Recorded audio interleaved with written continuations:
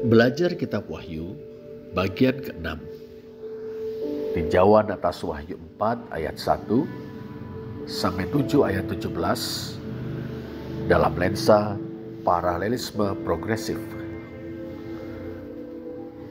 Dalam lensa paralelisme progresif, Wahyu 4 ayat 1 sampai 7 ayat 17 membentuk siklus kedua yang melukiskan kesusahan besar melalui pembukaan 7 meterai pada gulungan kitab yang dipegang oleh Kristus Sang Anak Domba. Siklus ini paralel atau sejajar dengan siklus pertama, Wahyu 1 sampai 3, dengan bergeser dari pergumulan internal gereja kepada perspektif surgawi tentang penghakiman global, tetapi meningkat dengan mengintrodusir pergolakan kosmik dan penganiayaan terhadap umat Allah. Dimulai di surga, Wahyu 4 dan 5, dan berlanjut ke bumi, Wahyu 6 dan 7, dengan menekankan bahwa semua peristiwa berlangsung di bawah kendali Kristus yang berdaulat. Siklus ini meliputi seluruh kurun waktu dari kedatangan pertama Kristus hingga kedatangannya kembali, dengan mencerminkan cakupan siklus pertama, tetapi dengan penggambaran yang hidup tentang penderitaan gereja sekaligus perlindungan ilahi. Wahyu 4 ayat 1 sampai 11, ruang tahta surgawi. Yohanes diundang naik ke surga melalui sebuah pintu yang terbuka yang melambangkan suatu pergeseran dari perspektif duniawi ke perspektif ilahi. Yohanes menyaksikan tahta Allah yang agung yang dikelilingi oleh 24 tua-tua dan 4 makhluk hidup. Ke-24 tua-tua mewakili seluruh umat tebusan Allah dalam perjanjian lama dan perjanjian baru. 4 makhluk hidup melambangkan seluruh ciptaan yang menyembah Allah. Adegan ini menggarisbawahi kedaulatan dan kekudusan Allah yang kekal. Seruan kudus, kudus, kudus menggemakan Yesaya 6. Kedaulatan dan kekudusan Allah yang kekal menjadi latar bagi peristiwa-peristiwa dalam siklus tersebut, siklus kedua. Adegan ini juga mengingatkan pembaca bahwa kesusahan yang dihadapi oleh kaum beriman dirangkum oleh keagungan Allah. Dalam lensa paralelisme progresif, ini sejajar dengan penekanan siklus pertama pada otoritas Kristus, tetapi mengangkatnya ke tingkat kosmik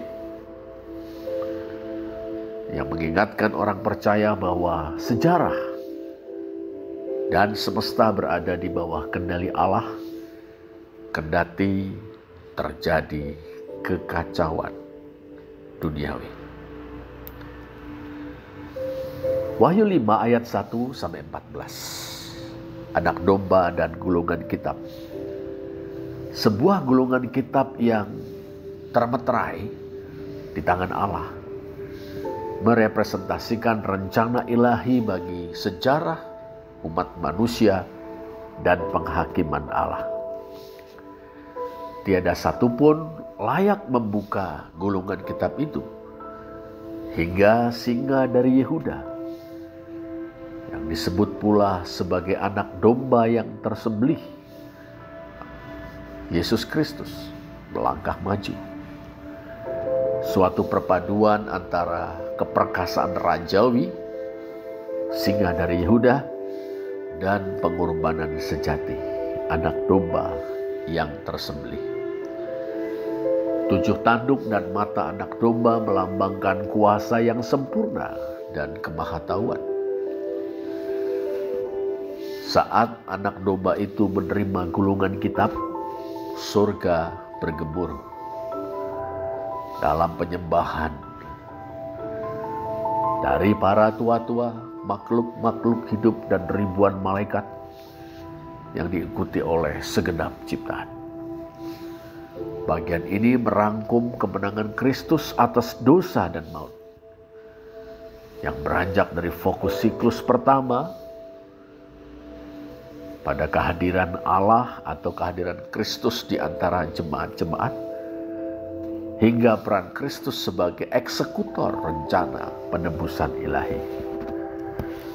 Bagian ini memastikan bahwa hanya melalui pengorbanan Kristus meterai-meterai penghakiman dapat dibuka, yang memadukan kemenangan dengan harga penebusan. Wahyu 6 ayat 1-17, pembukaan 6 meterai. Sang anak domba membuka meterai-meterai itu satu persatu, melepaskan peristiwa-peristiwa di bumi. Meterai pertama, Wahyu 6 ayat 1 dan 2. Seekor kuda putih dengan penunggangnya yang tampil sebagai penakluk, seringkali digambarkan sebagai Kristus atau penyebaran Injil, yang paralel dengan kemunculan Kristus palsu atau ekspansi imperial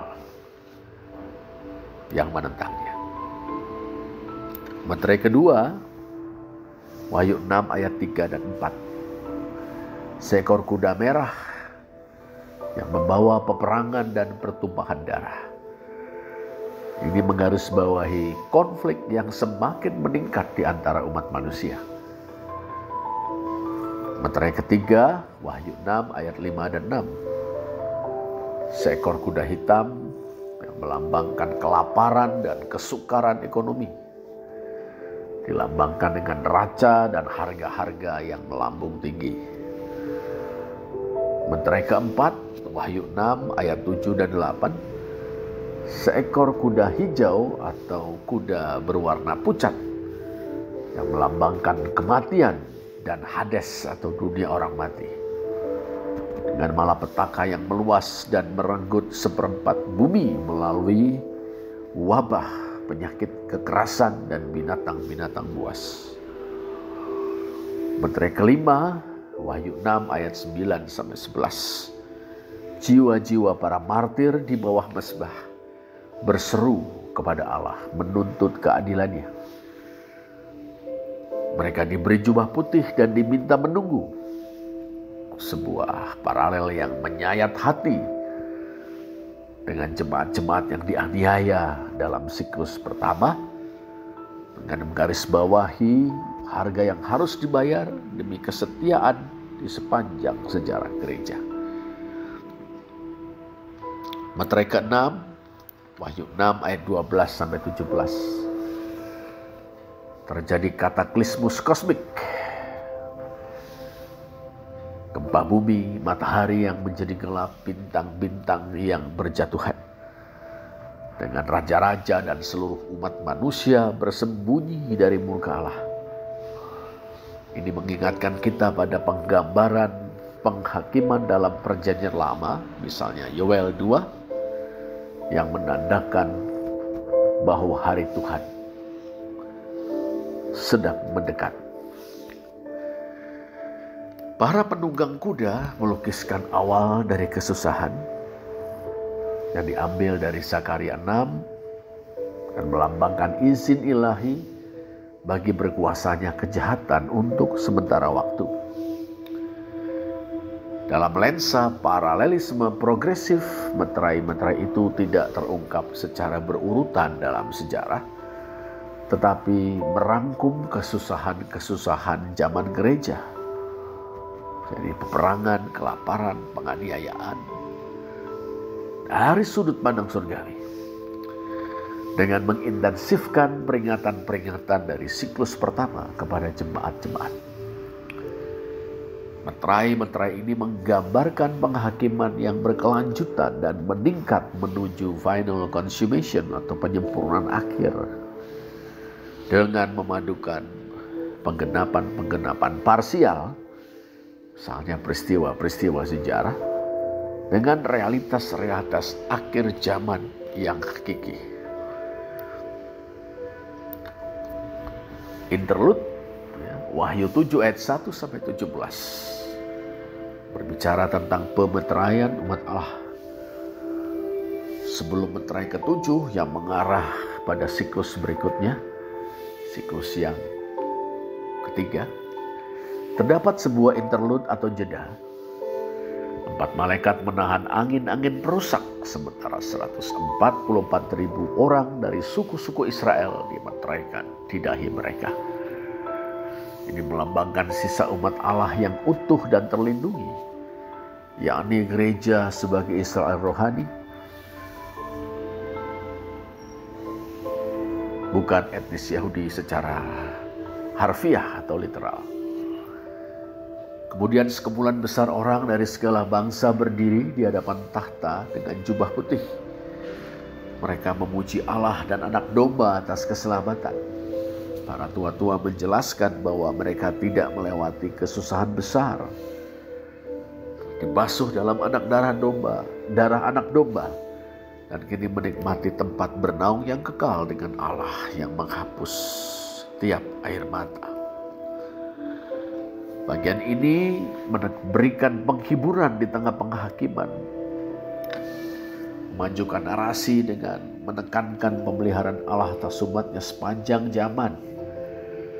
Bagian ini paralel dengan janji-janji di siklus pertama kepada para pemenang, tetapi diperluas menjadi visi universal yang penuh kemenangan, yang menggambarkan kemenangan akhir sekaligus mengontraskan kehancuran dunia. Wahyu 7 ayat 17 sebagai puncak siklus. Pasal ini diakhiri dengan menggambarkan anak domba sebagai gembala yang menuntun kawanan dombanya ke air hidup dan menghapuskan air mata. Sebuah kiasan langsung yang menyinggung Yesaya 25 ayat 8, sebuah gambaran awal dari pemulihan kekal. Meterai ke-7 yang tersirat dalam Wahyu 8 ayat 1 bertransisi kepada siklus berikutnya. Siklus kedua mengintensifkan siklus pertama dengan bergerak dari ujian-ujian internal gereja, ujian-ujian lokal yang dihadapi gereja kepada kesusahan universal. Ini juga paralel dengan siklus pertama melalui tema-tema ketekunan orang percaya dan pengawasan ilahi.